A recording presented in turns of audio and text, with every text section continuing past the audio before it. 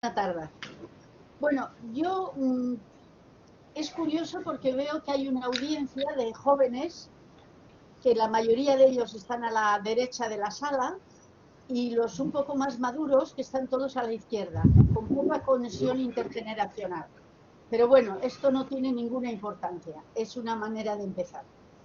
Bueno, los que hoy somos adultos, y más todavía las personas mayores, estamos acostumbrados a pensar que las personas que trabajan, cuando llegan a los 65 años o a una edad parecida, dejan de trabajar y existe un sistema que les permite aprovechar lo que han estado pagando durante toda su vida laboral, que han estado cotizando para pagar las pensiones en el futuro. Están pensando que la seguridad social les va a pagar lo que han ahorrado. Porque en el Estado español el sistema de pensiones públicas que funciona es lo que se llama el sistema de capitalización. Luego volveremos a ello. Pero parece, sobre todo a los más jóvenes les puede parecer, que esto ha sido siempre así, que se ha vivido con toda esta imagen y que siempre la gente mayor ha tenido pensiones. Pero esto no es así.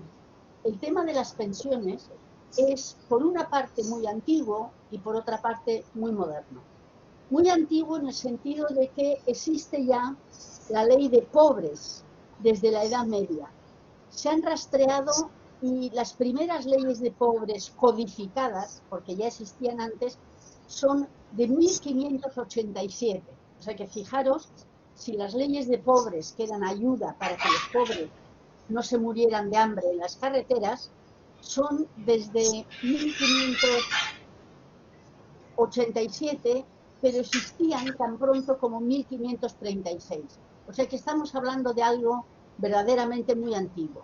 Todos los sistemas económicos han tenido siempre alguna forma de ayudar a los más pobres. Sin embargo, las pensiones públicas, tal como se conocen ahora, son una cuestión mucho más moderna, porque todo esto ha seguido todo el proceso de industrialización y han seguido algunas leyes de pobres, pero realmente cuando empiezan lo que hoy conocemos como las pensiones o como las pensiones públicas a cargo de la Seguridad Social, empiezan en Alemania en 1898, impuestas por el dictador Bismarck, que realmente lo dice explícitamente, plantea un sistema de pensiones para que los obreros no se le vayan al socialismo, que en aquella época tenía una fuerte atracción para la población. Es decir, que a los pobres se les ha ayudado mal, siempre se les ha ayudado mal, desde la Edad Media, pero en la época de la industrialización se inician estas ayudas a finales del siglo XIX. Es curioso porque esta idea de ayudar a los pobres, de ayudar a los que no tenían otros medios, yo creo, esto es una idea personal, pero me da la impresión de que continúa todavía en la ideología colectiva. O sea, todavía se ve a los pensionistas o el dinero que se gasta en las pensiones como algo para mantenimiento y para sostenimiento de una población vulnerable, de una población pobre. Y esto es un error. Ahora ya el sistema de pensiones no es esto. Insisto, el sistema de pensiones actual es un sistema por el cual los trabajadores asalariados durante toda su vida laboral van pagando, van cotizando una cantidad para que cuando se jubilen tengan unas posibilidades de tener algunos ingresos. Y ya no es una cuestión de pobres, sino simplemente un derecho laboral de primera instancia. Es curioso porque en el Estado español las leyes no empiezan hasta, como siempre, un poco más tarde que en el resto de los sitios, y las primeras leyes de pensiones, los primeros sistemas, no leyes, los primeros sistemas de pensiones establecidos en establecidos en España, se hicieron en Guipúzcoa en 1896, es decir, bastante pronto después de que Bismarck las montara en Alemania. Y en 1912 en Barcelona. Pero eran pensiones en las cuales los trabajadores ponían voluntariamente para un fondo para el futuro. No era lo que conocemos hoy como pensiones públicas con unas cotizaciones. Las pensiones públicas parecidas a las que tenemos hoy son de 1917 y 1919. Es decir, que esta sensación de que mucha gente tiene, y en particular la gente más joven, de que las pensiones han existido siempre, pues verdaderamente no es realista. Las pensiones son relativamente jóvenes en la esfera social. Las pensiones públicas son financiadas de una forma que se denomina de reparto. ¿Qué quiere decir esto de reparto? Lo que quiere decir es que los trabajadores en activo, mientras los trabajadores están trabajando, mientras son activos, cada mes ellos y las empresas cotizan una parte de su salario para cubrir sus atenciones sociales, entre ellas las pensiones. Es decir, un trabajador que lleva X años en activo ha estado todo el tiempo cotizando. Por eso cuando nos dicen que no hay dinero, hay que preguntarse entonces qué ha pasado con ese dinero. Y con ese dinero de los trabajadores en activo, de forma directa, se pagan las pensiones de los pensionistas de aquel año. Es decir, hay una entrada de dinero de los trabajadores en activo para que los trabajadores pasivos de aquel año puedan ser pagados. Este es el sistema de reparto. Y este es el sistema que casi todos los sistemas públicos tienen en el mundo, aunque no son iguales al sistema de España, pero en el caso del Estado español, el sistema es de reparto exclusivamente. Es decir, por un lado entra el dinero de los trabajadores en activo y por otro salen las pensiones. No hay acumulación de dinero, no se amontona el dinero entra y sale prácticamente el mismo año o al año siguiente. Es lo que se denomina el sistema de reparto. Lo que se plantea ahora, lo que nos están planteando, es que los ingresos de las cotizaciones de los trabajadores en activo no son suficientes para pagar las pensiones de los trabajadores que ya no trabajan, es decir, de los jubilados. Se señala esto porque parece que ahora nos dicen, y es correcto, tendemos a vivir más años. Es decir, afortunadamente la esperanza de vida ha aumentado. Y como tendemos a vivir más años, las pensiones se tienen que pagar durante más años. Entonces, por otra parte, el mercado laboral está flojeando.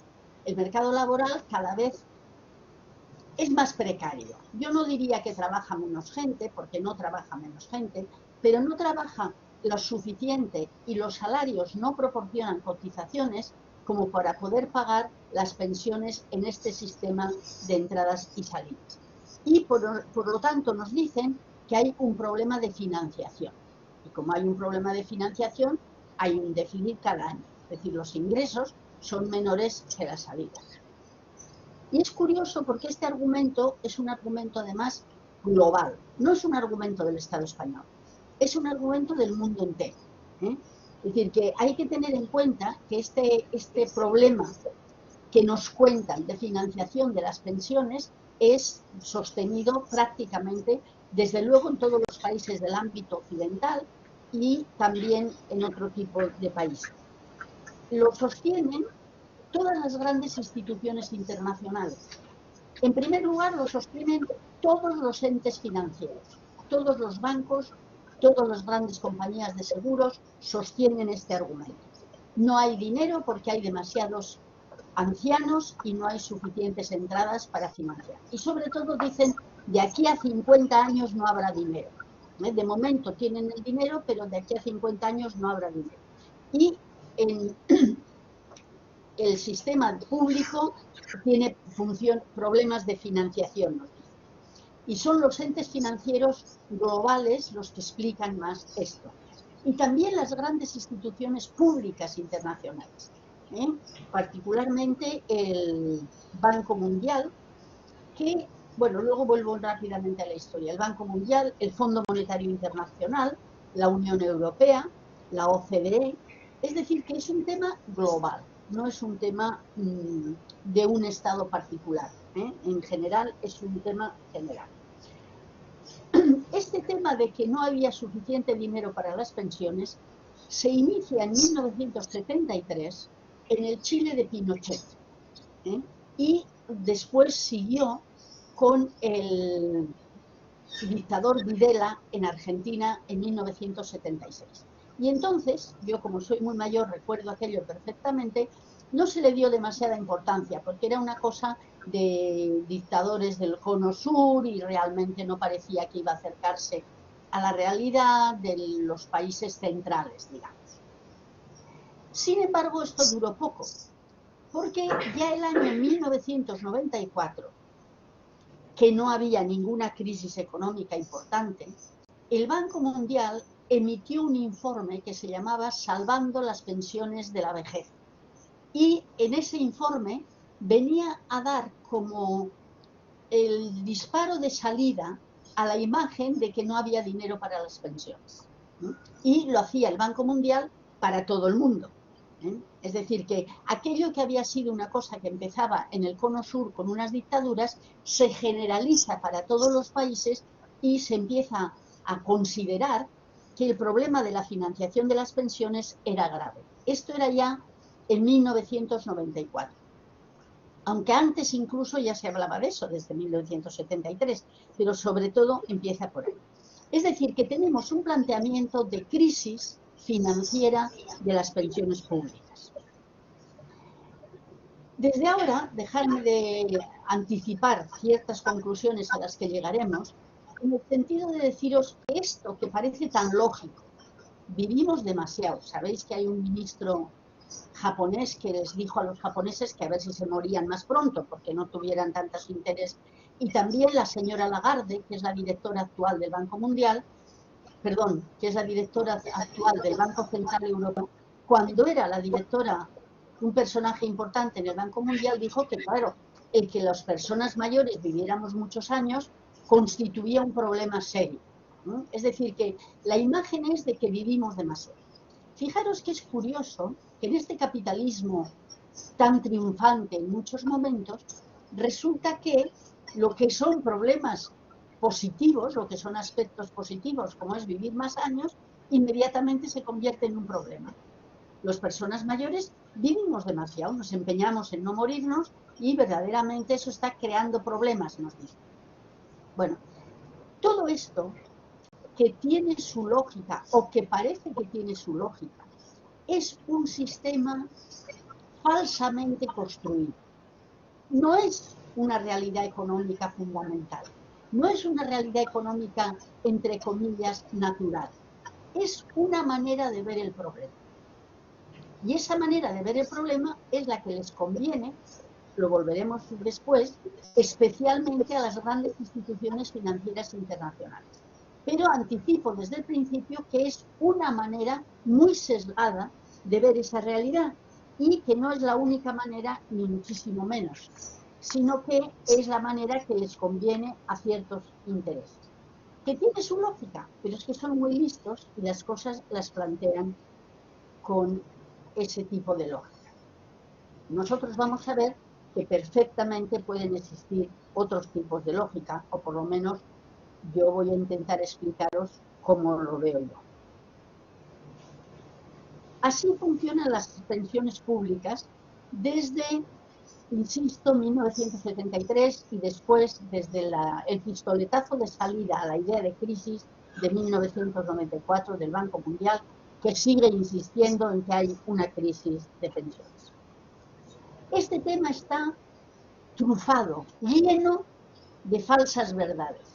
¿Qué quiero decir yo con falsas verdades? Quiero decir que realmente son trocitos de verdad incluidas en muchas mentiras, como veremos después el tema de la crisis financiera de las pensiones.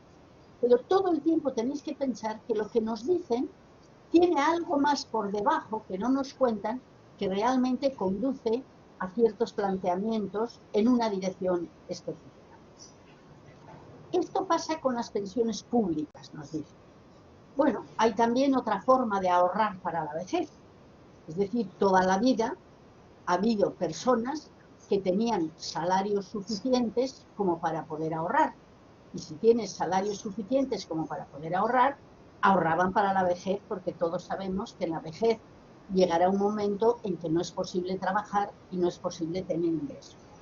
Estos ahorros personales, privados, lo que se hacían y se hacen es ponerlos en un banco, como una cuenta de pensiones, y esa cuenta va teniendo unos beneficios dentro del trabajo de ese banco. Y se van añadiendo a esa cuenta los beneficios que se obtienen. Luego veremos que no son tantos, pero en principio esa es la parte explicativa.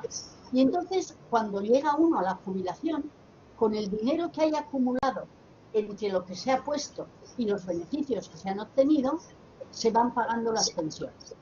Y cuando una persona termina esa cantidad, ya no le pueden pagar más pensiones. Y esto es el sistema privado. A ese sistema privado se llama de capitalización porque capitaliza las aportaciones. Es decir, una aportación de un año sobre la aportación de otro año, sobre la aportación de otro año, sobre la aportación de otro año, forman un capital que es el que servirá para pagar la pensión. Mientras que ya os he dicho que en el sistema de reparto no se acumula el capital. Tenemos el sistema de reparto por una parte, que es el sistema público en la mayoría de los sistemas, de la mayoría de los países, y el sistema de capitalización que lo tenía la gente en el pasado y que lo sigue teniendo ahora, y que veremos un poco cómo se mezclan o cómo se articulan los dos sistemas. En España, el sistema público, ya os he dicho, es el sistema de reparto. ¿Sí? Es el sistema de reparto en el que entra el dinero de los trabajadores activos en un año y con eso se pagan las pensiones de los jubilados. Ya en 1988 empezaron las primeras reformas. Hasta 1988 el sistema de reparto en España había tenido excedentes, había mucho dinero. Y de hecho es curioso que en aquellos años, y un poco más tarde también, el año 2004, 2005 también, había mucho dinero de lo que se cobraba a los trabajadores en activo, sobraba sobre lo que se pagaba por las pensiones. Pero en 1988 ya se empezaba a hablar de que en el futuro habrá problemas, y ya os he dicho que desde 1973 estaba ese tema en Chile. En 1988 hubo en España ya una primera huelga general, repito, porque se cambió el sistema de pensiones. Porque hasta entonces las pensiones se calculaban con los 2 últimos años de salario. Pero entonces había algunas corruptelas de trabajadores y empresarios que aumentaban a la gente corruptamente, mentirosamente, el salario nominal para que la gente pudiera tener derecho a más pensión. Y como era solo por 2 años, pues eso se hacía bastante frecuente, no digo yo muy a menudo, pero sí bastante frecuente. Y entonces, para evitar que esos 2 años solo marcasen cómo se calculaba la pensión, se pasó de 2 años a 8 años. Y la pensión se calculaba sobre la base de los 8 salarios anteriores para evitar esa corruptela que os estoy explicando.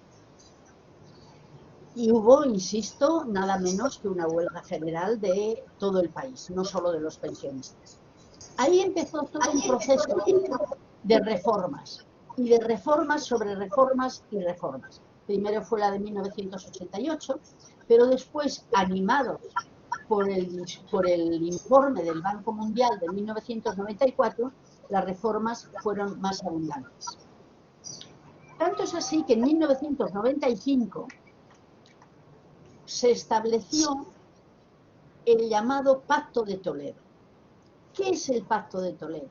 El Pacto de Toledo es un planteamiento, un ente intermediario entre el Congreso de los Diputados y la normativa de las pensiones. El pacto es una comisión oficial, multilateral, que se estableció para comentar y establecer recomendaciones de dicho tema al Congreso. Es decir, para que el Congreso supiera lo que tenía que hacer, se estableció esa comisión oficial formada por representantes de los partidos que hacía unos informes sobre lo que había que hacer.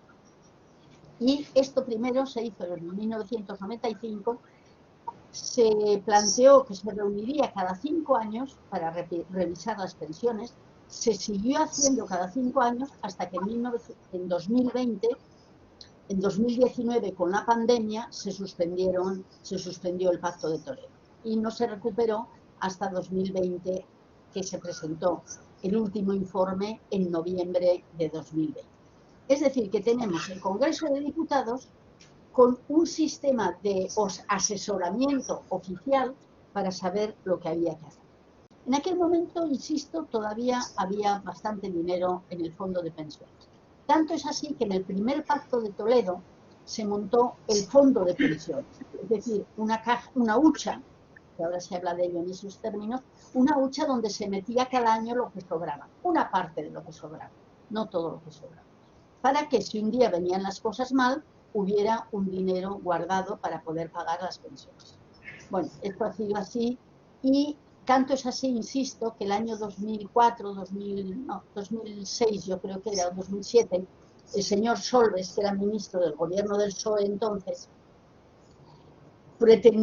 explicó que como había mucho dinero allí y como aquel dinero se invertía en cosas muy seguras que daban pocos rendimientos, sería mejor invertir ese dinero en bolsa.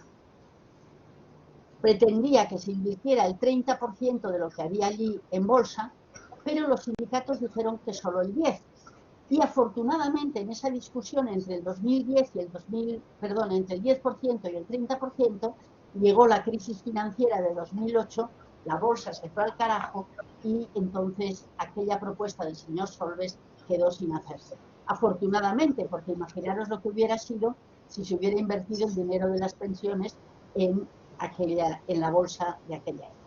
Pero para explicar un poco que tan tarde como 2010 había dinero extra en la hucha de las pensiones.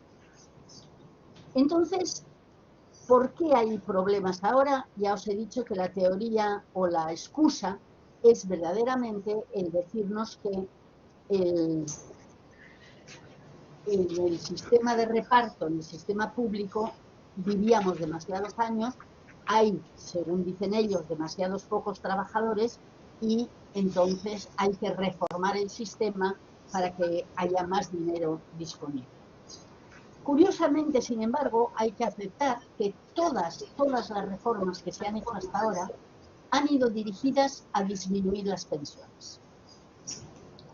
En 2011 hubo una reforma grande de las pensiones que la propugnó el PSOE, que estaba en el gobierno entonces, y que dijeron incluso que duraría para los 30 años siguientes, que la reforma duraría para los 30 años siguientes.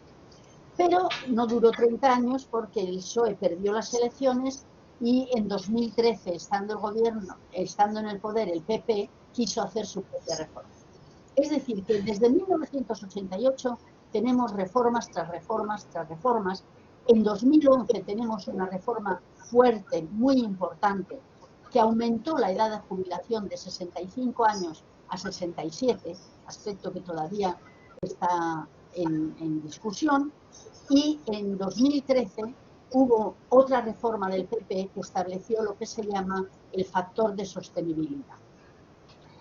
Todas, insisto, no tenemos tiempo ahora para entrar en cuáles eran esas reformas, pero todas ellas, todas dirigidas a disminuir las pensiones.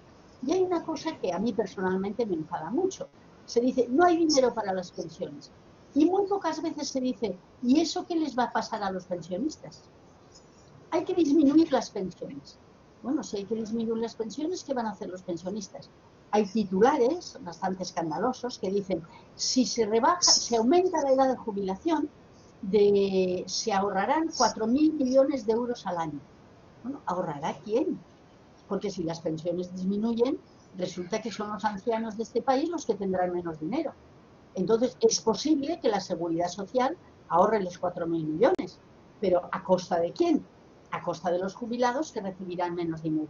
Y si miráis las noticias, que hay muchas, en la televisión y en los demás medios, los medios escritos también, aparece que siempre se habla, no hay dinero para las pensiones, pero nunca se dice, ¿y eso qué consecuencias va a tener?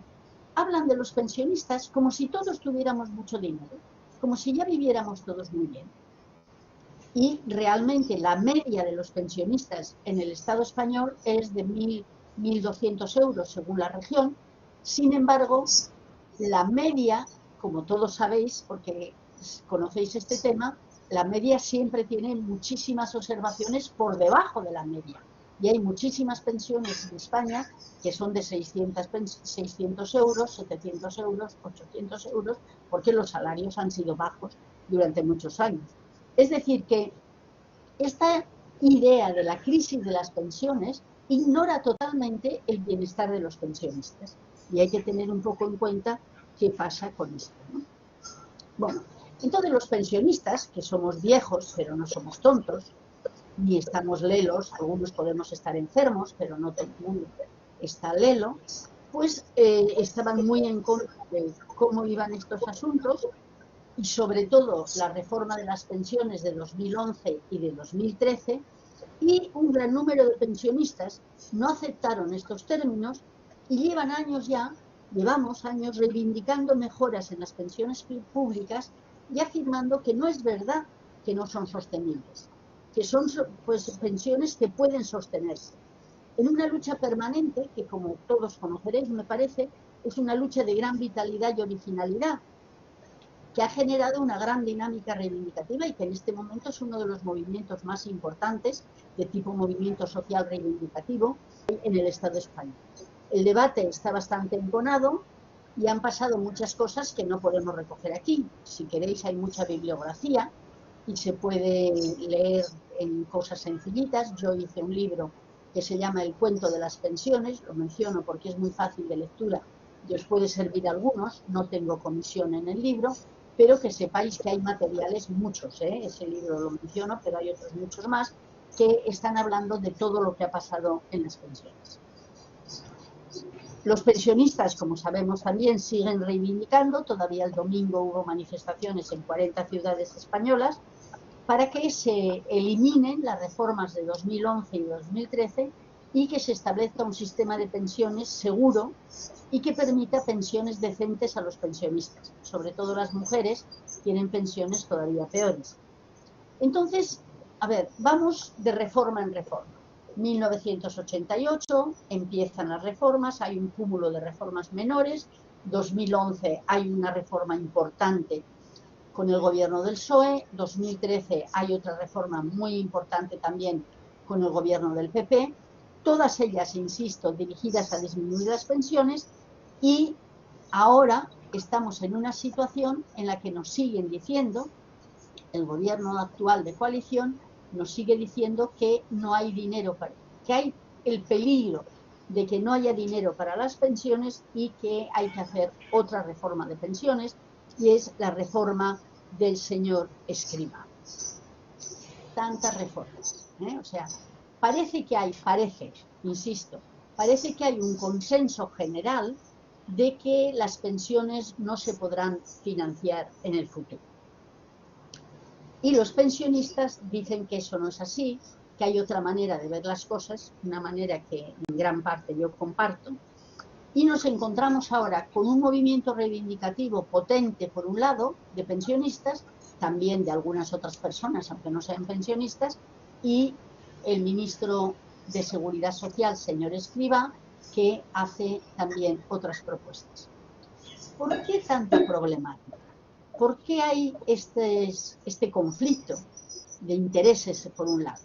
Y entonces hay que señalar, y me parece que es interesante comentar un poco, que el fondo de la cuestión no es que las pensiones son insostenibles, que las pensiones públicas son insostenibles, sino que el dinero de las pensiones es enormemente goloso para el capital financiero.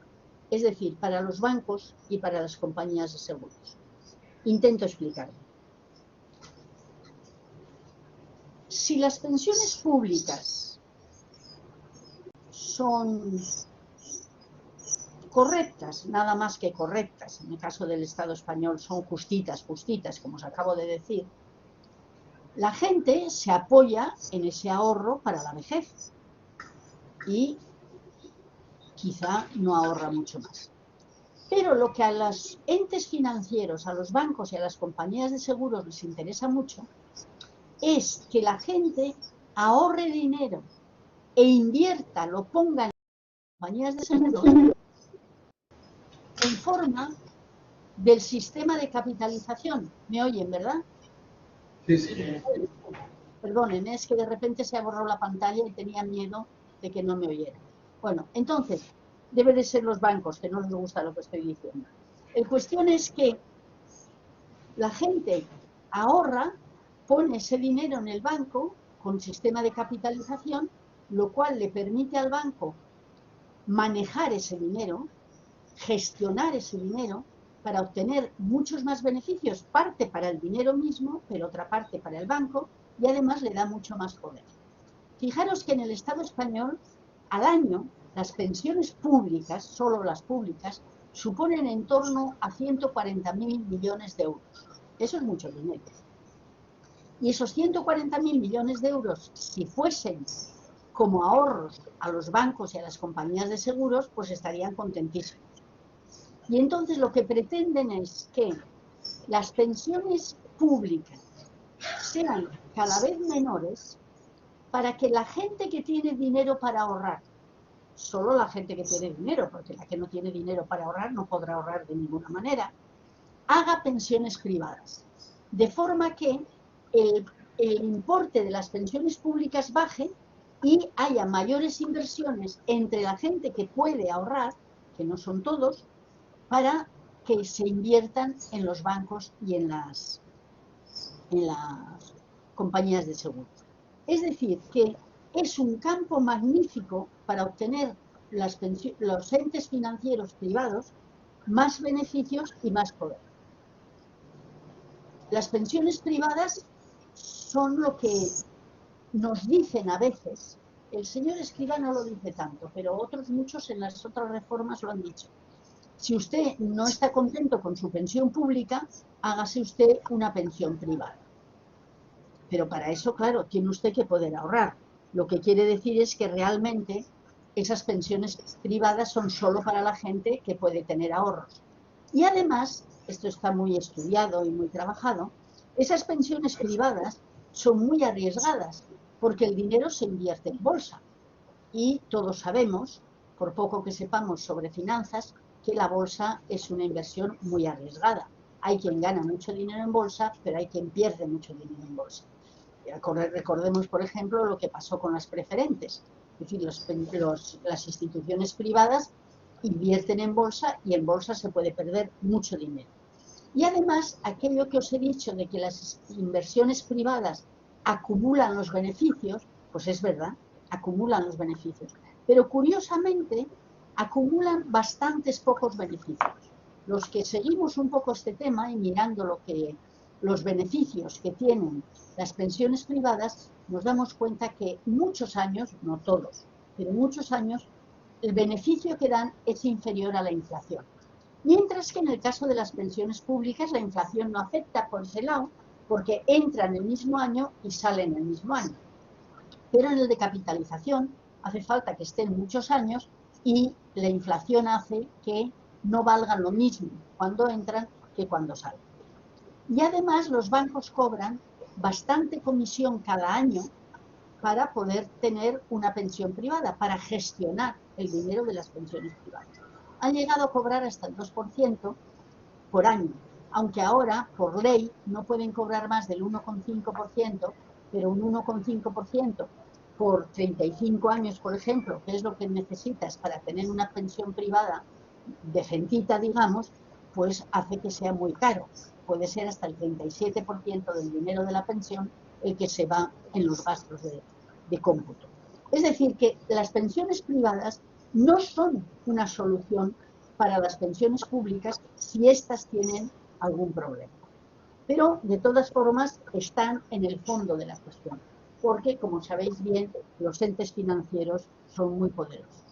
Y por eso, a pesar de todos los pesares, lo que nos dicen es que seguimos con el problema de que de aquí a 50 años no habrá dinero para las pensiones. Y es verdad, si no se hace lo que se tiene que hacer, es posible, pero se pueden hacer cosas que pueden resultar, que luego comentaremos, que pueden resolver el problema de la financiación de las pensiones públicas. De forma que seguimos siempre con la obsesión de que hay que reformar el sistema de pensiones. Y ahora tenemos un gobierno relativamente nuevo, el gobierno de coalición, pero ese gobierno relativamente nuevo tiene como condición también la obsesión de que hay que resolver el problema de las pensiones. No solamente el gobierno, las instituciones internacionales que he mencionado antes, el Banco Mundial, el Fondo Monetario Internacional, todas esas instituciones siguen diciendo que hay problema de las pensiones y particularísimamente en lo que a nosotros nos atañe, luego mencionaré esto también, es la Unión Europea la que tiene el empeño en que España resuelva su problema de las pensiones. Y cuando dice eso, lo que quiere decir es que hay que eliminar el déficit de las pensiones de cada año, que no es tanto, pero insisten en que eso hay que hacer. Entonces nos encontramos ahora en una situación en la que tenemos un sistema que en principio tiene déficit, pero no tanto como nos quieren hacer ver, y por otra parte nos dicen que en el futuro ese déficit puede ser tan alto que no habrá pensiones. Entonces, tenemos que analizar un poco, me parece a mí, por el interés de todos nosotros, de qué está pasando con la propuesta de Escrivá, con la última propuesta que el señor Escrivá está planteando, para entender un poco dónde estamos en el tema de las pensiones. Pero antes del tema de la señora Escrivá, yo creo que tenemos que tener un par de cosas en la cabeza para poder entender todo lo que pasa de fondo, además del capital financiero que ya he comentado. La primera cosa que no nos podemos olvidar es la importancia del mercado de trabajo, para entender el contexto. Tenemos un mercado de trabajo con una situación de enorme precariedad y de salarios muy bajos. Los salarios llevan años bajando. Pueden subir un 1%, un 2%, pero al final van disminuyendo. Entonces, tenemos un mercado de trabajo con una enorme precariedad laboral, gente que trabaja por 15 días, por un mes, por 3 meses, que se encuentra otra vez en el paro. El mercado de trabajo español es enormemente precario. Claro, con ese mercado de trabajo tan precario, es verdad que las cotizaciones para las pensiones son menores, no se puede decir lo contrario. Pero también las soluciones se tendrían que pensar juntando los problemas del mercado de trabajo de los jóvenes, que en el caso del Estado español sabemos además que el mercado de trabajo de los jóvenes es enormemente precario, que con los problemas de las pensiones, porque son los salarios de los jóvenes tan bajos y tan precarios los que no dan suficientes cotizaciones para los salarios de los mayores.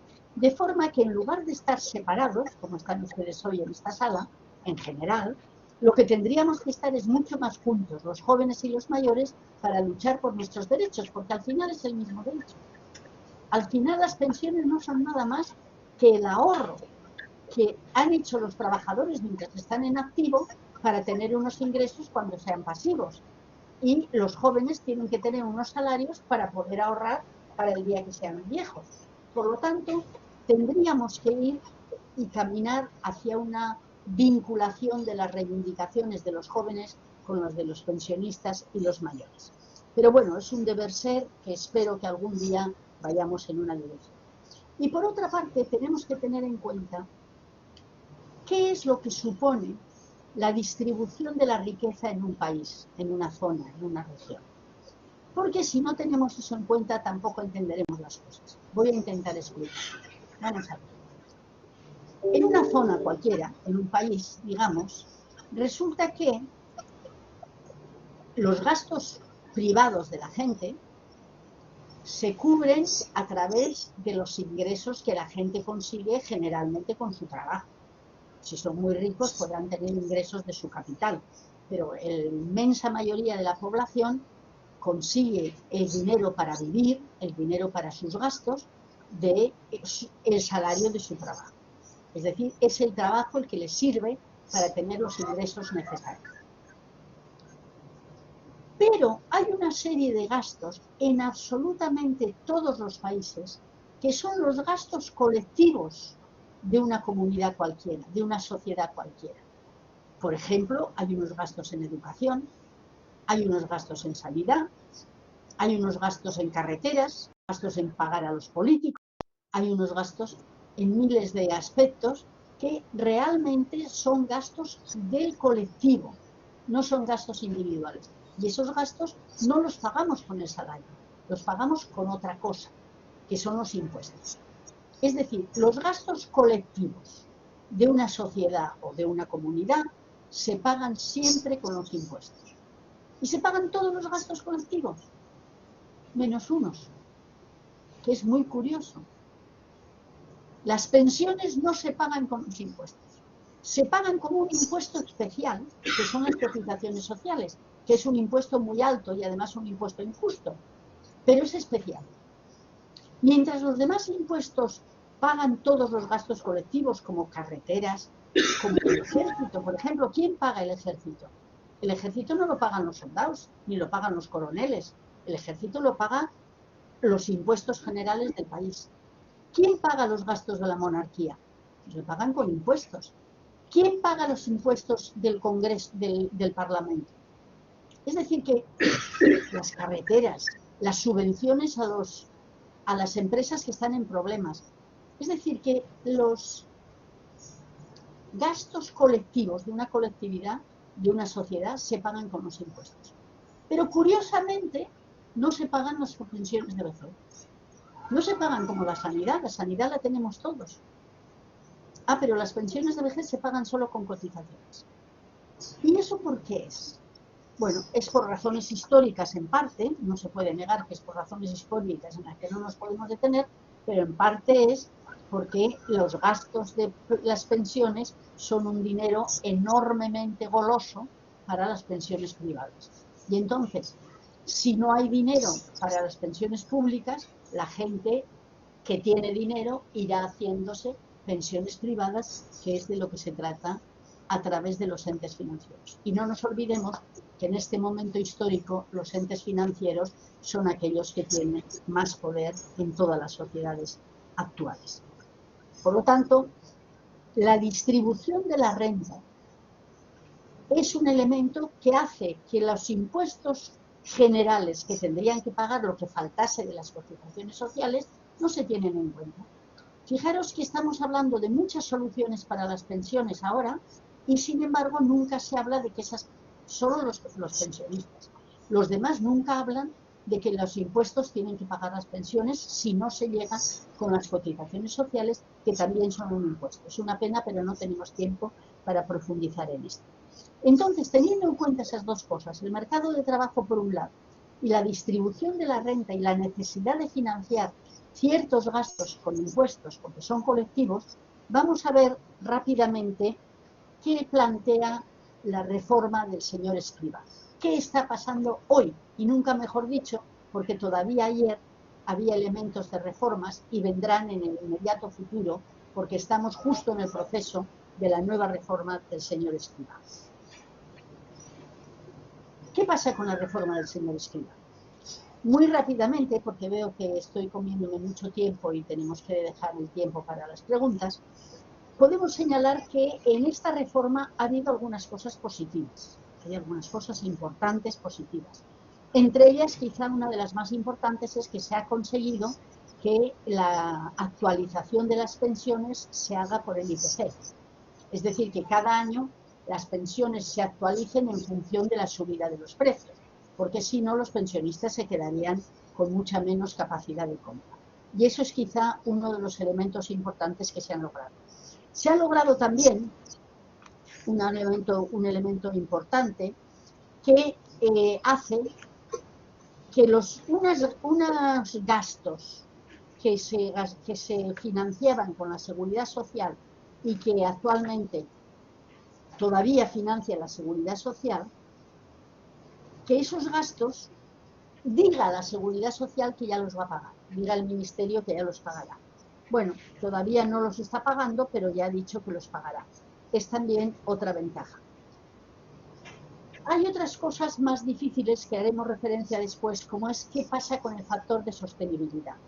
En la reforma del 2013, de la del PP, hubo un elemento que se llamó factor de sostenibilidad, que era el que las pensiones se pagasen en función de la esperanza de vida. Como la esperanza de vida iba aumentando y el importe de la pensión no iba a aumentar, cada vez iba a bajar la pensión que cobrarían los ancianos.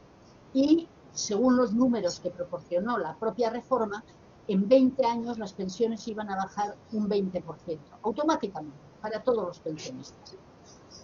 Y había también otra fórmula famosa de calcular el aumento de las pensiones por un elemento especial que hizo que las pensiones no se actualizaran por el IPC y que el señor Rajoy hizo que se pagasen al 0,25% de aumento solamente, después de que el señor Zapatero también las había congelado. Es decir, que la actualización no funcionaba bien y el factor de sostenibilidad tampoco. Y son dos de las reivindicaciones más importantes que tienen los pensionistas para que se eliminen estos elementos. Entonces, se ha logrado que el factor de sostenibilidad, se ha logrado que el factor de actualización sea el IPC y ahora está en discusión el factor de sostenibilidad, en el sentido de que era una equidad intergeneracional, le llamaban. Los nombres son muy pomposos y bastante difíciles de entender. Es lo que los pensionistas quieren que se elimine y que antes de ayer el ministro ha dicho que lo va a eliminar. Los sindicatos también dicen que se ha eliminado. Yo no veo tan claro que se haya eliminado totalmente, pero es otro de los logros. ¿Y por qué se han conseguido estas cosas?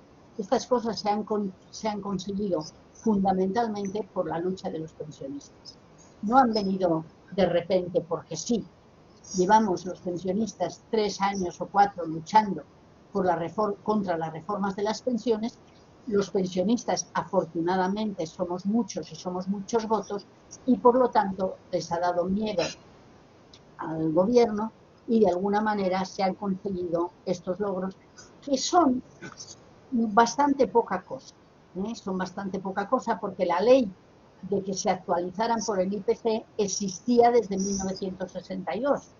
O sea que realmente no se ha hecho más que recuperar lo que ya teníamos. Por lo tanto, bueno, algunas cosas se han logrado, como a un niño cuando le dan un caramelo para que se trague un jarabe. Y hay que reconocer que estos son aspectos positivos, que paguen los gastos impropios que ellos mismos definen así, que se actualicen según el IPC y que se ponga en cuestión el tema de la sostenibilidad, que luego veremos qué está pasando. Es decir, que ha habido una serie de logros, y esos no se pueden negar, motivados fundamentalmente por la lucha de los pensionistas, logrados por la lucha de los pensionistas. Es decir, la lucha es necesaria y es útil, porque hay gente que dice, no, no sirve de nada. Sí, sí que sirve. Si no hubiera sido por esa lucha, todavía estaríamos o bien con las pensiones congeladas o bien con un 0,25% de aumento anual. Mientras que, si van por el IPC, no es una maravilla, pero es un poquito más. Pero quedan problemas muy serios y la reforma del señor Escrivá aumenta esos problemas. Y hay que decir que conduce a aumentar esos problemas, que poca cosa puedo hacer más que mencionarlos. Esto requeriría mucho más tiempo, pero ya sé que no aguantaríais y yo tampoco creo que es la manera. Pero que sepáis que hay que plantear muchas cosas. Por ejemplo, ¿cuáles son los problemas importantes que el señor Escrivá quiere resolver de una manera que yo no creo que son positivas para los pensionistas? El primero es el tema de la edad de jubilación. La gente que es joven quiero decir hasta los 60 años, o sea, no quiero decir joven de 30 ni de 20. La gente más joven piensa que bueno, ya seguiremos, ya podemos seguir trabajando. Y sobre todo los que mandan, los que tienen capacidad de decisión, lo que dicen es que ahora las personas mayores vivimos más años y que por lo tanto tendríamos que trabajar más años. Ya os he dicho que en la reforma del 2011 se pasó de 65 años como edad de jubilación a 67. Y hubo muchas reivindicaciones, hubo muchas protestas, porque los jubilados y los trabajadores pensaron que no era justo, que después de que has trabajado hasta los 65 años, mucha gente había empezado a trabajar con 14, ahora no se empieza tan pronto, pero la gente que se jubiló con 65 años sí que había empezado a trabajar con 14, que ya era lo suficiente. Y hubo muchas protestas. Entonces el señor Escrivá ahora hace una propuesta. Dice, no, nosotros no vamos a subir la edad de jubilación, que la gente que quiera siga trabajando más tiempo que la edad de jubilación. Es decir, la edad de jubilación no será ya 65, ni siquiera 67 con la reforma del 2011, sino aquellos jubilados de más de 67 años que quieran seguir trabajando, podrán seguir trabajando. Y para eso, para animarles a que sigan trabajando, les van a proporcionar un bono, una subvención del 4% sobre el importe de la pensión. Es decir, se va a subvencionar, aunque digan que no hay dinero, se va a subvencionar que las personas mayores sigamos trabajando durante más tiempo. No han puesto límite, yo no he leído ningún límite en ningún sitio, o sea que no sé cuántos años se podrá seguir trabajando, pero indudablemente la idea es que la gente puede seguir trabajando. Bueno, entonces, ¿por qué es criticable esta propuesta? Pues principalmente por dos cosas. Primera, porque no se nos olvide que en este país hay 3,5 millones de parados casi permanentemente. No es por la crisis ni por la pandemia. Si miramos las estadísticas, 3,5 millones de parados hay casi permanentemente. Con 3,5 millones de parados jóvenes, porque son todos de menos de 65 años, ¿cómo demonios se va a subvencionar que siga trabajando la gente de más de 67 años? Aparentemente esto no tiene ni pies ni cabeza. Porque lo importante sería que existan empleos para los más jóvenes. Y el señor ministro lo único que dice es, no, eso no tiene efecto en los trabajos de los jóvenes. Bueno, que nos demuestre que no tiene efecto en los trabajos de los más jóvenes. Evidentemente que lo tiene y fuerte. Y entonces eso sería un aspecto negativo, que es el jarabe amargo que nos dan con el logro que hemos dicho de la subida del IPC. Es decir, pero tiene además otra consecuencia, tiene más, pero no tengo tiempo para entretenerme en más, pero tiene otra consecuencia que a mí me preocupa mucho, y es que va a dividir a los pensionistas. Va a dividir el aspecto reivindicativo de los pensionistas. ¿Por qué? Por varias razones. Primera, porque hay pensionistas que tienen pensiones tan bajas que si les ofrecen un 4% más, seguirán trabajando para poder tener un poquito más de dinero. Es decir, los pensionistas muy pobres seguramente aceptarán seguir trabajando. Como estén, bien o mal, porque a los 67 años no se está como a los 30, ni a los 40, ni a los 50. Entonces, seguirán trabajando. Y por otro lado, hay que reconocer también que entre los pensionistas hay gente que valora más el dinero que la salud, o el dinero que la capacidad de poder vivir a gusto sin trabajar tanto. Y entonces eso puede llevar, y para mí no es ajeno a la voluntad de esa medida, el que realmente los pensionistas puedan elegir seguir trabajando. No sé si conocéis, pero sabéis que en Estados Unidos, por ejemplo, en muchos supermercados hay viejecitos trabajando, muy mayores, ayudando a las personas que están allí, pero ayudando por un importe, por un salario pequeñísimo, pero ayudándoles a meter las compras en las bolsas, en los paquetes. Entonces, ese es el futuro que nos plantean. Porque yo no veo que la gente de más de 67 años, en general, puedan ser unos cracks en informática, por ejemplo.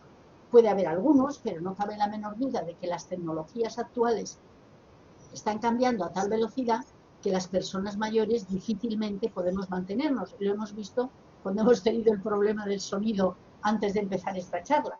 No es fácil estar al día de las tecnologías modernas. Y todo esto puede llevar a la división grave entre los trabajadores. Y a mí me preocupa mucho porque eso quiere decir que se trata de dividir y de debilitar a las reivindicaciones para no tener tanta fuerza socialmente.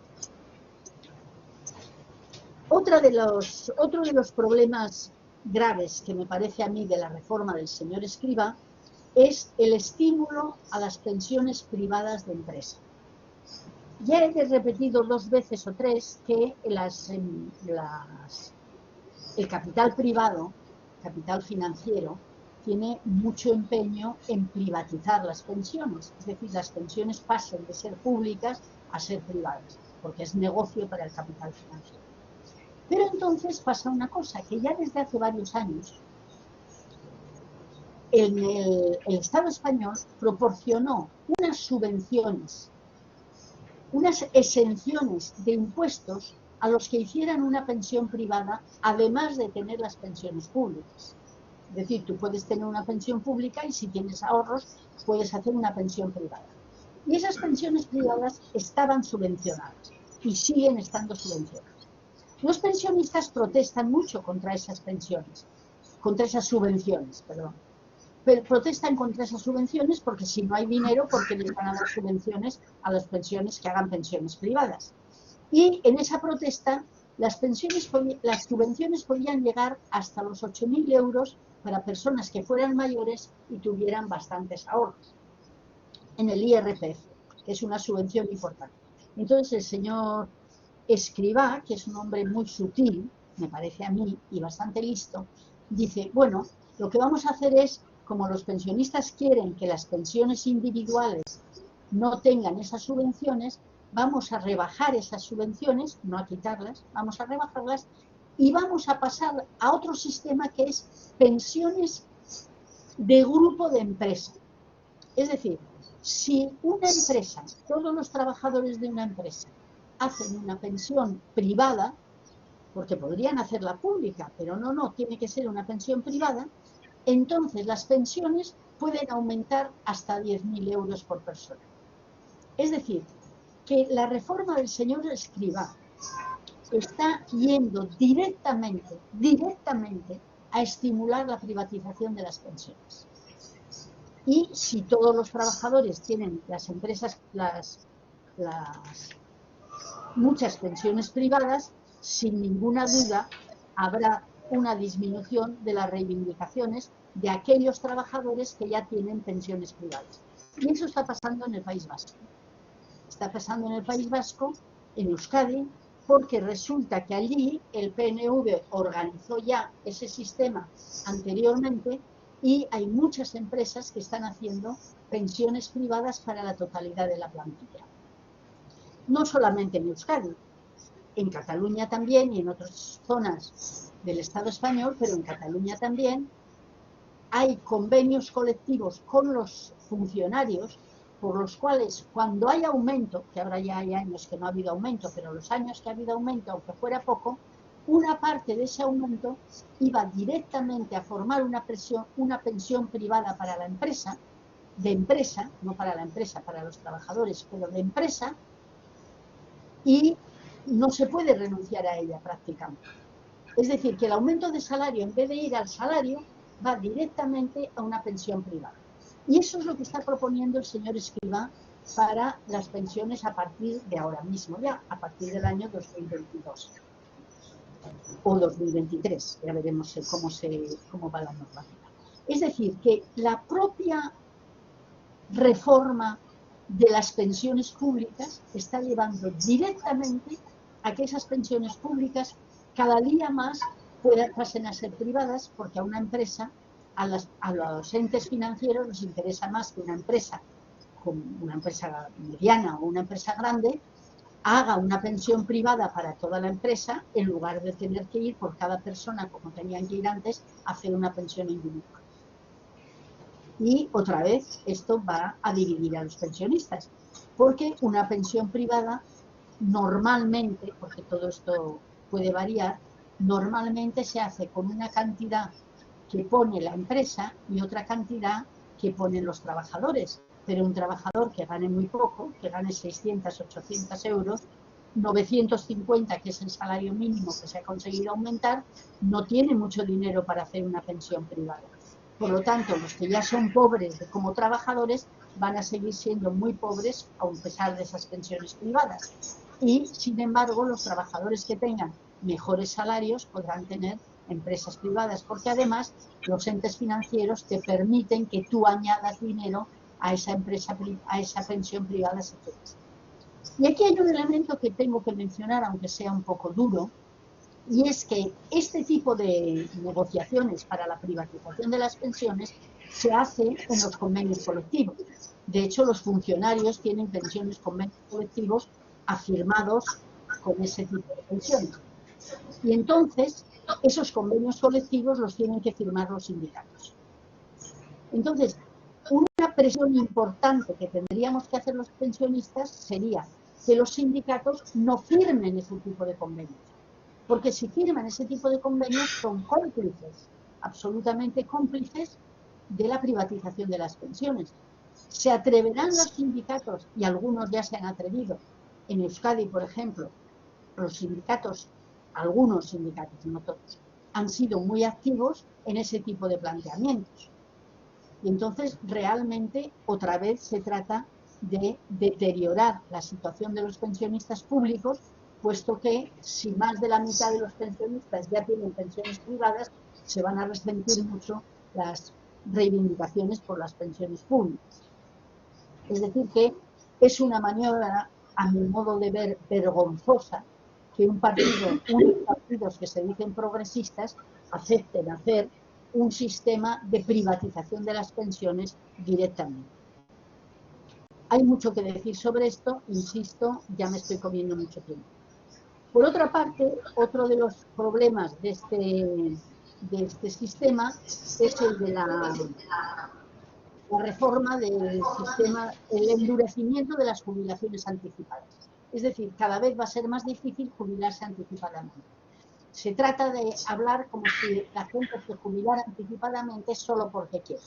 Generalmente, cuando la gente se jubila anticipadamente es o porque no está muy bien de salud o bien porque cierran la empresa y no tiene más remedio que acogerse a una jubilación anticipada para no perder totalmente los derechos que tiene de futuro. Y van a una jubilación anticipada.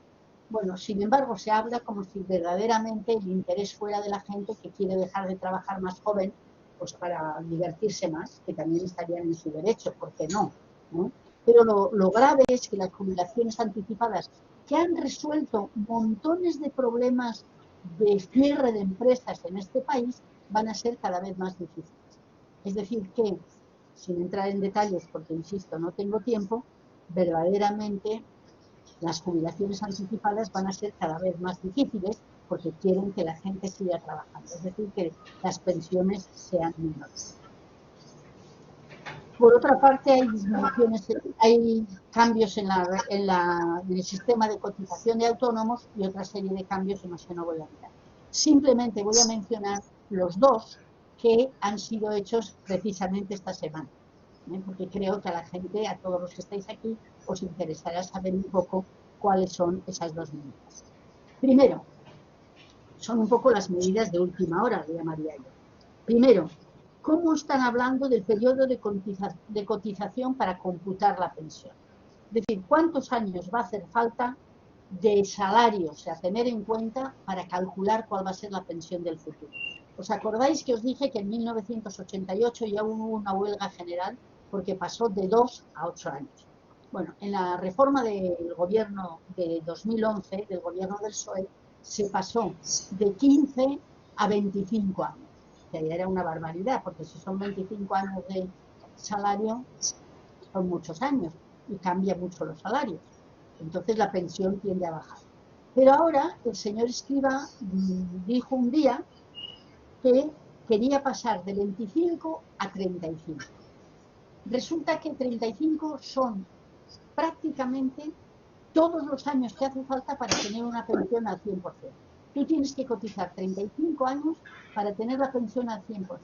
Bueno, pues el señor Escrivá lo que señaló fue que iba a pasar de 25 a 35.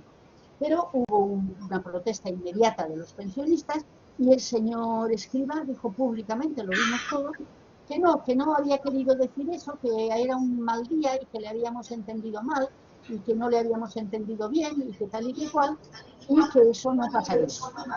Bueno, pero ahora resulta que los que rebuscan en esos temas han visto que en el texto del acuerdo del gobierno español con la UE, con la Unión Europea, hay una frase que dice que el periodo de pensiones va a tener que ser prolongado. Y entonces, antes de ayer, salió el señor Escrivá diciendo, no, pero eso no va a ser así.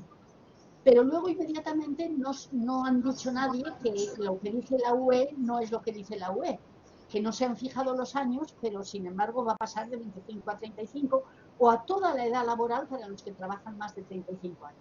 Es decir, que hay una confusión entre lo que dijo primero el señor Escrivá, que dijo que sí, que de 25 a 35, el que luego dijo que no, y algún ministro o alguna ministra que también dijo que no. Y ahora otra vez que la Unión Europea firma, el Estado español firma con la Unión Europea antes diciendo que se tiene que ampliar, sin decir los años, que se tiene que ampliar el periodo de cómputo, y ahora el señor Escrivá que sale diciendo que no, pero es que sí, o sea que tenemos un cacao ahí de mucho cuidado.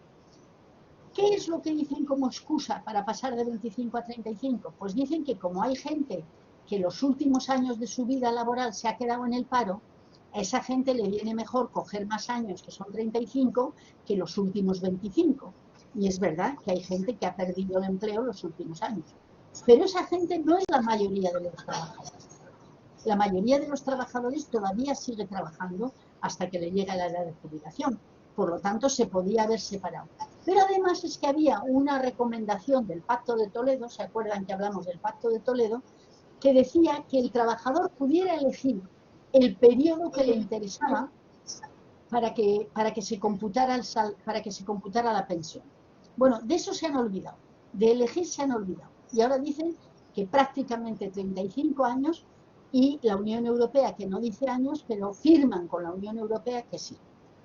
Es decir, que parece que está claro que van a aumentar los años que va a hacer falta, los años de salario que va a hacer falta para calcular la pensión. Y eso, comparo en los últimos años o sin él, va a llevar sin ninguna duda a disminuir las pensiones. Otra vez, otra reforma que va a llevar a disminuir las pensiones. Con esa excusa que van a decir que los pobrecitos que quedan los últimos años parados. Pero eso se podría haber resuelto de cualquier otra manera que se puede hacer muy, muy fácilmente. Es decir, que el calcular las pensiones prácticamente por toda la vida laboral lleva a disminuir. Y a eso le van a llamar ahora que es la equidad intergeneracional. Es decir, lo que dijeron que iban a eliminar de la reforma del PP, que era el sistema de equidad intergeneracional, que es el que disminuía el 20% de las pensiones en 20 años, ahora no le llaman así, le han cambiado de nombre, pero al aumentar los años de cálculo de la pensión, me temo yo que a nada que hagamos números vamos a descubrir que supone la misma disminución de las pensiones. Y ese será un punto que tenemos que seguir porque todavía no está aprobado. Está aprobado con la Unión Europea, pero no está aprobado por ley en el Consejo de Ministros. Y el último punto que quiero mencionar es el tan discutido del aumento de las cotizaciones. Sabéis que esta semana precisamente el señor Escrivá ha dicho que las cotizaciones van a aumentar en un 6% sobre las cotizaciones de las pensiones públicas. Y con la negociación que han tenido con los sindicatos han llegado a que el 0,5%, no van a aumentar el 6%, he dicho mal, es el 0,6% sobre las cotizaciones, 0,6%. Que las empresas paguen el 0,5% y los trabajadores el 0,1%. Porque los patronos se han salido completamente y han dicho que no quieren saber nada de esa negociación. Es decir, los patronos cuando se trata de pagar más, se salen. Cuando tuvo que subir el salario mínimo, se salieron.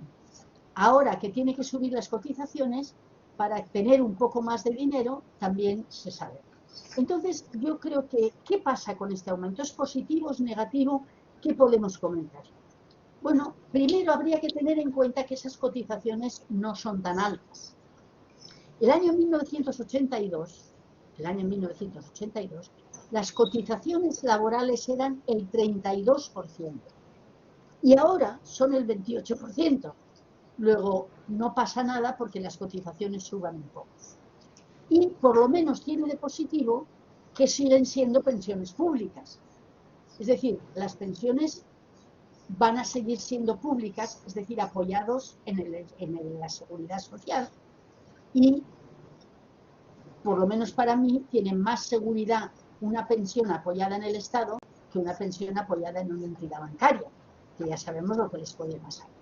Entonces, el hecho de que aumenten las cotizaciones tiene partes positivas importantes, porque quiere decir que se trata de mantener las pensiones públicas y que se trata de mantener en el ámbito público. Porque fíjense que hay una cosa curiosa. A los empresarios y a mucha gente más les parece muy bien que la gente tenga que hacer una pensión privada porque la pensión pública es pequeña. O sea que el que la gente tenga que pagar más dinero para tener una pensión decente, si es privada, ya les parece bien. Pero si ese dinero va a lo público, ya no les parece bien. ¿Qué quiere decir? ¿Que lo público es peor que lo privado? ¿Y por qué? ¿Quién ha dicho eso? Verdaderamente las pensiones hubieran estado bastante más peligrosas si no hubiera habido pensiones públicas y hubiera habido solo pensiones privadas. Y a unos empresarios y a una parte de la opinión pública que les parece muy bien que haya pensiones privadas, sin embargo no quieren tolerar que suban las pensiones públicas, que suban las cotizaciones. ¿Os acordáis que yo he hablado que es importante hablar de la distribución de la renta? Bueno, de la riqueza social. Pues eso lo que quiere decir es que una parte de la riqueza que se produce en las empresas tiene que ir a mejorar las pensiones públicas. Y por eso no pasa nada. ¿Que sufrirá el empleo? Ahora mismo voy a referirme a eso. Es posible, pero vamos a pensar que en principio es mejor que suban las pensiones, que se cotice más por las pensiones públicas, que tengan que ir a pensiones privadas. Pero no cabe la menor duda que, sin embargo, eso tenga algún inconveniente por varias razones. Primero, porque se vuelven a cargar las pensiones en los trabajadores en activo. Es decir, por poco que paguen los trabajadores, lo que paguen las empresas, el 0,5%, es parte del salario. Es un salario diferido, pero es parte del salario. Y entonces el aumentar la cotización supone que otra vez los más jóvenes van a tener que pagar más por las pensiones de los mayores. Que a mí eso ya me parece bien, pero que no sería necesario si en vez de pagar las pensiones los activos pudieran pagarse lo que falte a través de los impuestos generales. Porque los impuestos generales tendrían que pagar los que más tienen. El problema que es que los que más tienen tampoco pagan los impuestos generales. Y entonces, si en vez de pagar con cotizaciones mayores, lo que falte se pagara con impuestos generales y los impuestos generales los pagaran los que más tienen, entonces eso favorecería más a los más jóvenes que no tendrían que pagar tanto de cotizaciones. No sé si me explico. Es un poco difícil darse cuenta de que son mecanismos distintos de pagar el gasto de sostenimiento de los ancianos. El gasto de sostenimiento se tendría que pagar con impuestos como se pagan las carreteras y sobre todo como se pagan otras cosas como el ejército o la Casa Real. Se tendrían que pagar con impuestos. Y entonces los trabajadores en activo quizá no tendrían que experimentar esta subida de cotizaciones. Es decir, a mi modo de analizar, mejor la subida de cotizaciones que las pensiones privadas, sin ninguna duda, porque son más seguras en primer lugar y porque no son tan caras. Pero en segundo lugar, mejor que se financiara lo que falta con impuestos que subiendo las cotizaciones sociales. Es decir, en la escala de prioridades sería mejor que las pensiones, lo que falte de las pensiones, se financiara con impuestos generales y no con cotizaciones, pero es mejor eso que realmente el que se financien con pensiones privadas. No sé si queda claro o luego en el diálogo podemos comentar un poco. Es decir, que es una oportunidad perdida financiar las pensiones como tendrían que financiarse, con impuestos. Es decir, han perdido una oportunidad y están haciendo el camino al revés. Aumentar las cotizaciones en lugar de financiar con los impuestos. Y lo curioso es que a esto le deben de llamar la nueva equidad intergeneracional. No sé verdaderamente qué es esto. Es decir, que ha habido unos poquitos logros en estos planteamientos del señor Escrivá, pero está planteando problemas muy, muy graves, sobre todo porque pueden romper la capacidad reivindicativa de los trabajadores, de los pensionistas y de los trabajadores en activo. Es decir, ¿quiere esto decir que las pensiones en el siglo XXI, las personas que estamos luchando porque las pensiones mejoren, es porque no queremos que cambie nada? No, no es verdad. Los pensionistas que estamos en la calle reivindicando un sistema de pensiones mejor, sí queremos que cambien las cosas, pero queremos que cambien en otra dirección. Porque hasta ahora las pensiones se están considerando todo el tiempo como un salario diferido, como un salario con retraso. Usted cuando tenga 70 años podrá ir cobrando una pensión por aquello que cotizó cuando tenía 40. Y es un salario diferido. Pero si pensamos, como hay tantos indicadores de esto, que cada vez va a ser más difícil tener un trabajo fijo durante muchos años, entonces lo que tenemos que pensar es que la pensión no tiene que ser el pago por un trabajo que se ha realizado, sino que es un derecho por ser ciudadana o ciudadano de una sociedad determinada. Las pensiones no tienen por qué tener una vinculación con el trabajo que haya hecho uno. Fíjense las mujeres, tantísimas mujeres que no han trabajado como asalariadas en su vida, pero que han trabajado montones de toda su vida como amas de casa, como proveedoras de cuidados, y no tienen derecho a una pensión. Entonces, lo que la mayoría de pensionistas propone ahora es que las pensiones no se basen solo en el trabajo y en las cotizaciones realizadas, sino en el derecho de ser ciudadana o ciudadano de una sociedad determinada. Hay que cambiar el chip. Ya no tenemos que tener derecho laboral a una pensión, porque habrá mucha gente en el futuro que no trabajará nunca. Ya hay gente que no ha trabajado nunca, y entre ellas muchas mujeres, pero también hombres que ya no consiguen un trabajo.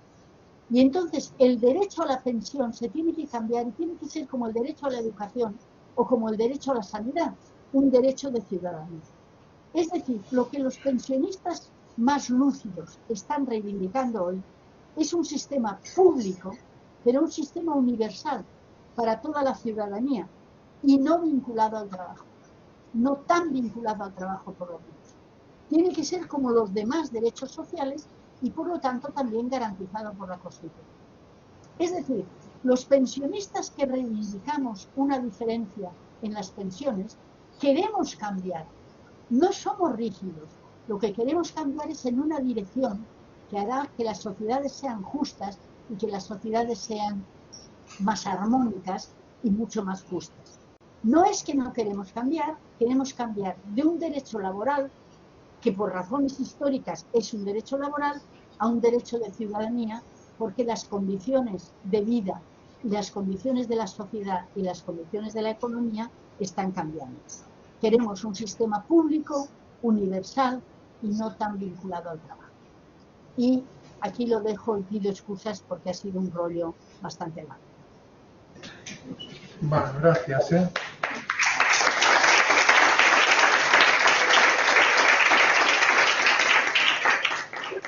A ver, tenim un marge molt petit perquè a les 7 hi ha una classe i per tant 3-4 minuts si hi ha alguna pregunta per part de la sala. No? Crida una mica perquè em sembla que el micro deu estar aquí.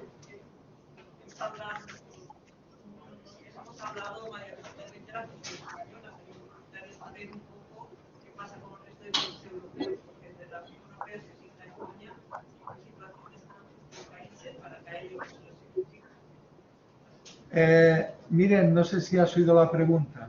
No oigo nada. No oigo. No, la pregunta iba, ¿me oyes a mí, no?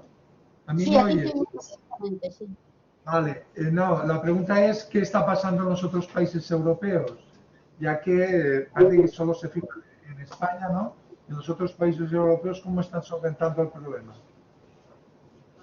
Desgraciadamente la dinámica es la misma. Como insisto, el tema es planteado y estimulado por los grandes entes europeos financieros, no europeos, globales, financieros, y por las grandes instituciones públicas internacionales, el intento es exactamente el mismo.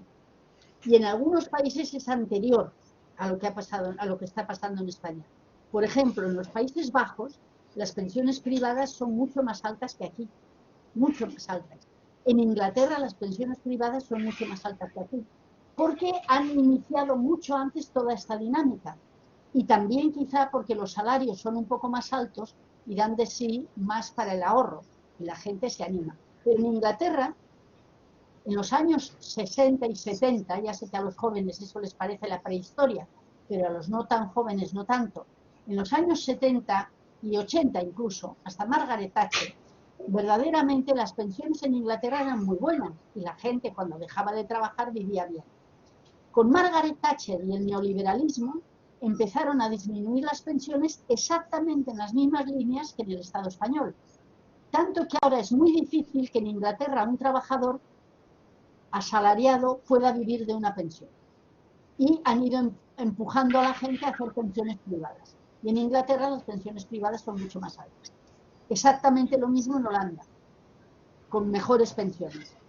Es decir, que han conseguido, lo mismo pasa en Austria, por ejemplo, con toda la historia de la mochila austriaca, que hablaremos otro día. Es decir, que Estados Unidos, ya saben ustedes que no tiene sistema público de pensiones. En Estados Unidos los sistemas son privados. Y esto, de ahí viene un poco todo el planteamiento. Es decir, que la dinámica es la misma. Las formas son diferentes. Por ejemplo, en Francia hay muchos sistemas de pensiones diferentes y la privatización es distinta, pero las pensiones en general son bastante mejores que en España. Es decir, que la tendencia general es exactamente la misma. Las pensiones pueden ser mejores, en algunos países las pensiones públicas, en algunos países pueden ser peores, bastante peores, en proporción al salario. En España habrán oído ustedes también muchas veces que las pensiones son muy altas en relación al salario. Y es verdad, son más altas que en otros países en algunos casos. Pero son más altas porque los salarios son mucho más bajos. Es decir, si usted tiene un salario de 1.200 euros, para que la pensión le permita vivir, no puede ser de 500 euros. Mientras que en un país donde el salario sea de 3.000 euros, pues aunque la pensión no sea el 80%, podrá vivir. No sé si me explico. Pero realmente la tendencia, porque es un movimiento global, es un movimiento impulsado por los grandes poderes financieros y por los grandes poderes públicos, como el Banco Mundial, el Fondo Monetario Internacional, y no me ha dado tiempo, pero un elemento muy importante es ver que la Unión Europea está presionando tremendamente para que haya privatización de pensiones. De hecho, han montado una cosa que se llama un sistema paneuropeo para pensiones privadas. Y están ahora también forzando al Estado español para que equilibre el déficit de las pensiones. Y equilibrar quiere decir que las pensiones bajen, con todas estas medidas que hemos señalado. Es decir, que la tendencia general es la misma, aunque en cada país los sistemas van evolucionando de formas diferentes. Bien, no tenim temps per a més. Moltes gràcies, Miren, i fins a la propera. Moltes gràcies a vosaltres.